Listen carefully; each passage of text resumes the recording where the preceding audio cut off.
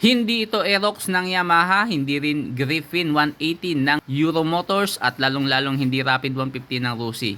Ito po ang nag-iisang Fyro 175 ng FKM na nagkakahalaga ng 89,800. Imagine napakamura sa halagang yan. Makukuha mo na ang tindig ng isang Aerox. Napakaganda ng tindigan. Pagdating naman sa specs, hindi rin papahuli sa mga kakompetitor nito sa market. 175cc 4-stroke single overhead cam, air-cooled lang ang cooling system, kaya naman mababa lang ang maintenance cost.